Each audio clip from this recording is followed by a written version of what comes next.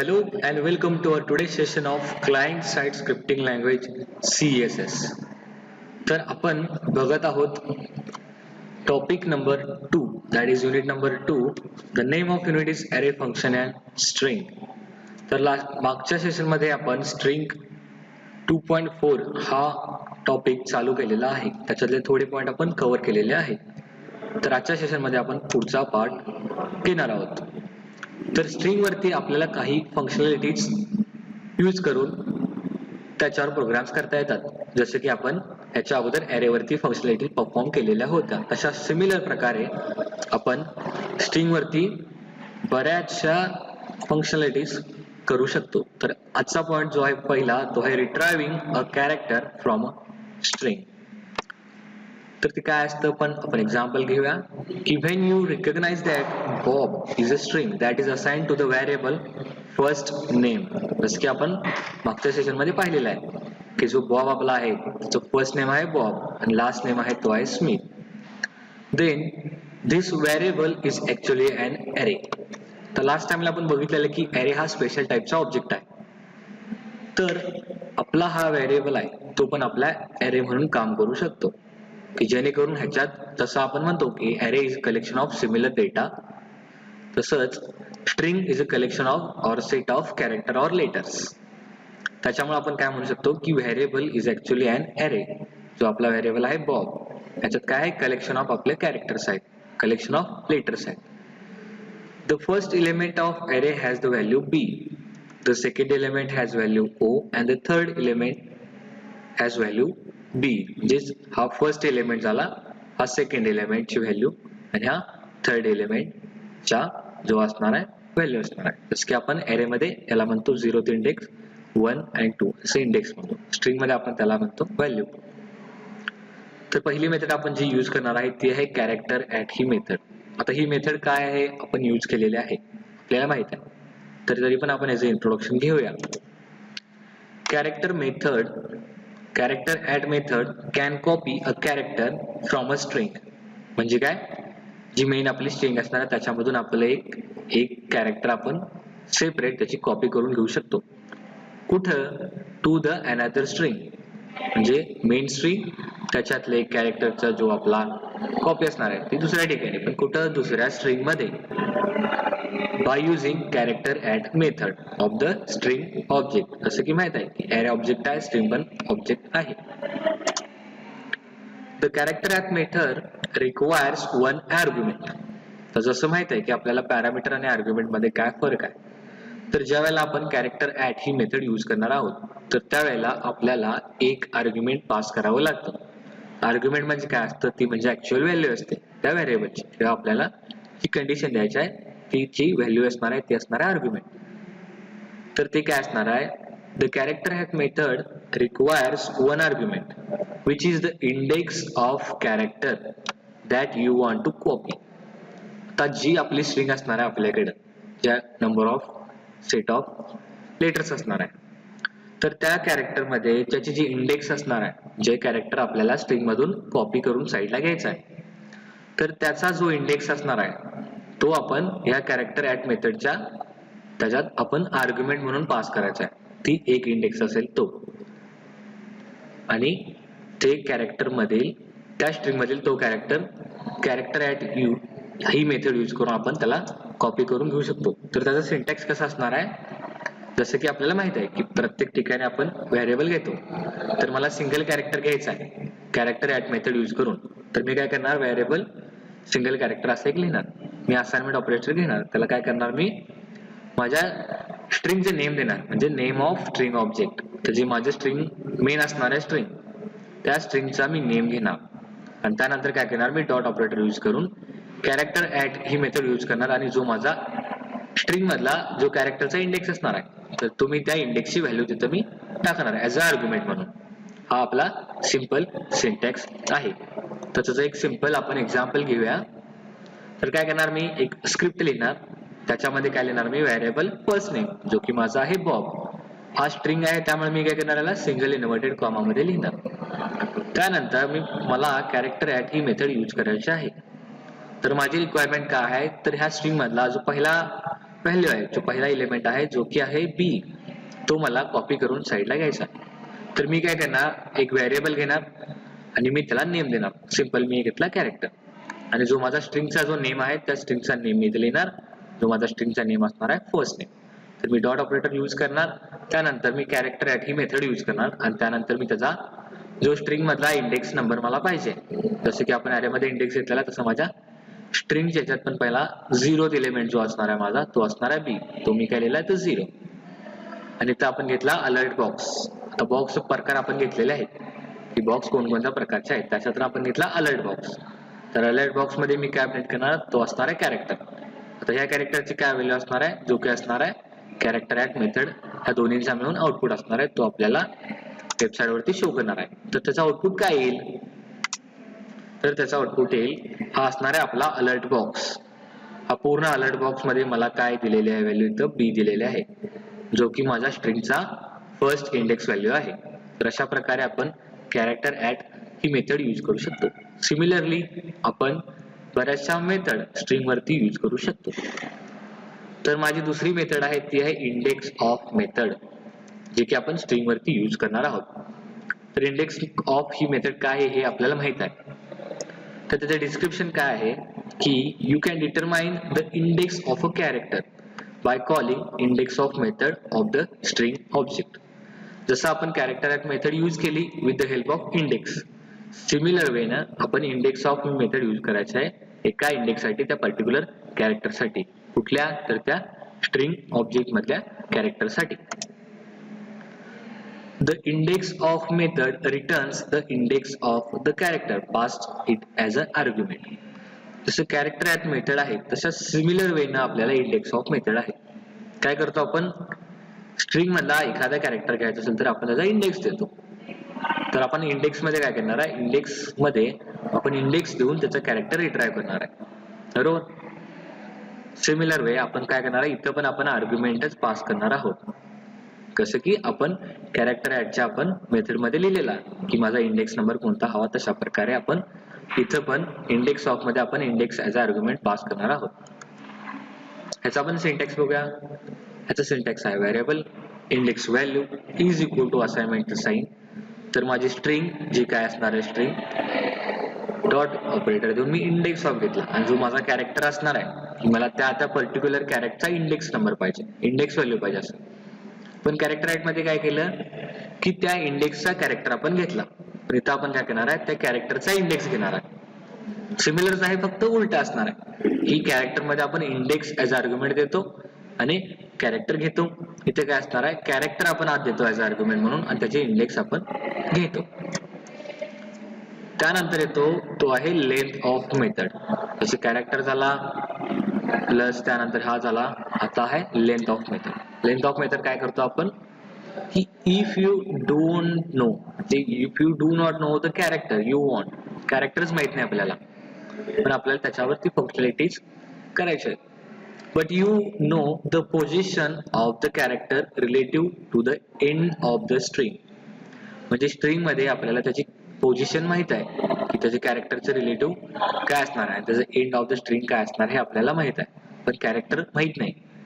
तरी आपण काय करणार, त्यावेळेला आपण length of he value use करणार की स्ट्रिंगच्या ऑब्जेक्ट मध्ये कॅल्क्युलेशन करताना त्याची पोझिशन कोणती आहे कॅरेक्टरची हे आपल्याला घेताना त्या पूर्ण लेंथ ऑफ आपण मेथड यूज करणार आहोत. जे हायलाइटेड पॉइंट्स आपण केलेले आहेत पीपीटी मध्ये, you don't know the character but you know the position of the character relative to the end of the string. You can use length value of the string object to calculate the position of the character. समजलं. त्याचा syntax आपण कसं घेणार आहे की variable घेणार आहे, त्याचं लेंथ ऑफ स्ट्रिंग देणार आहे, इज इक्वल टू साइन देऊन आपल्या स्ट्रिंगचे जे नेम असणार आहे ते देणार, डॉट आपण लेंथ घेणार आहे, त्याची काय असेल ती लेंथ आपण घेणार आहोत. आता ह्या झाल्या आपल्या बेसिक मेथड्स. आता मी काय करणार, जसं आपण एरेला स्प्लिट केलेला होता तसं आपण मी काय करणार, स्ट्रिंगला डिवाइड करणार. म्हणजे स्ट्रिंगला डिवाइड करणे म्हणजे काय, स्प्लिट करणे किंवा स्लाइस करणे. तर मी इथे काय करणार, सेम आपण एरे मध्ये यूज केलेल्या मेथड्स आहेत त्या आपल्याला स्ट्रिंग वरती पण घेता येतात. तर काय केलेलं आपण ह्याच्या अगोदर ती की the split method creates a new array and then copies portion of the string called as a substring into its array element. तर डिवायडिंग टेक्स्ट आपण स्ट्रिंग मध्ये करणार आहे. तर काय करणार, स्प्लिट मेथड मी यूज करणार. काय करणार आहे, मेन स्ट्रिंग आपली जे असते त्याला आपण स्ट्रिंग म्हणतो, म्हणजे स्प्लिट करून आपण साईडला कॉपी करून घेतो, तर त्याला आपण म्हणतो substring.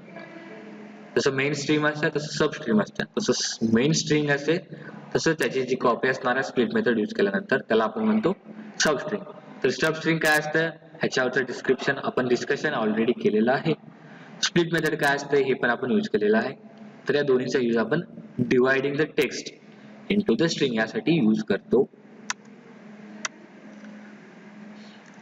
When you do this, म्हणजे हे कसं करायचं, ज्या वेळेला एक स्ट्रिंग असते तर आपण काय करणार, string when you can do this by the passing the string as an argument. इथं पण आपण आर्ग्युमेंट पास करायचे आहेत, जसं की आपण ऑलरेडी केलेले आहेत की व्हेरिएबल पास करणे म्हणजे पॅरामीटर, ऍक्च्युअल व्हॅल्यू पास करणे म्हणजे argument.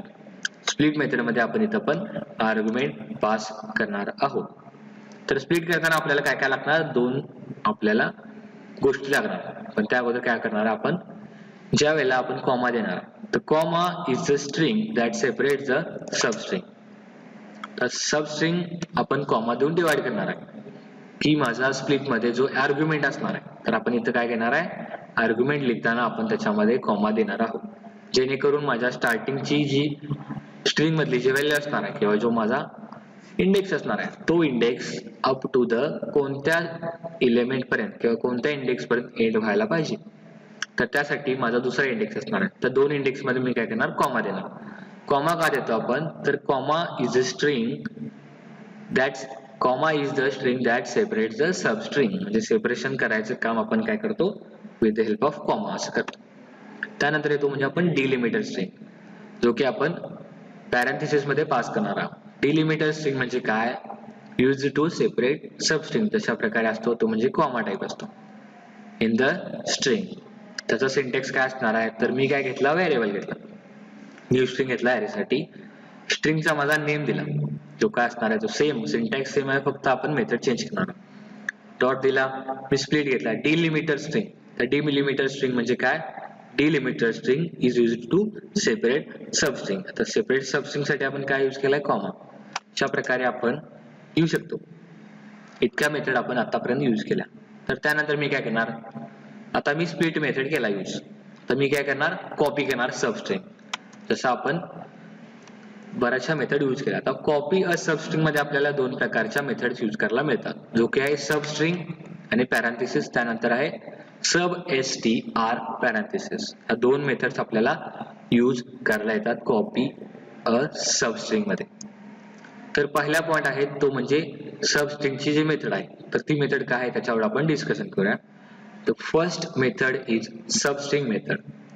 A substring method is a method of a string object that copies a substring from the string based on the beginning and the end position that is passed as an argument to the substring method.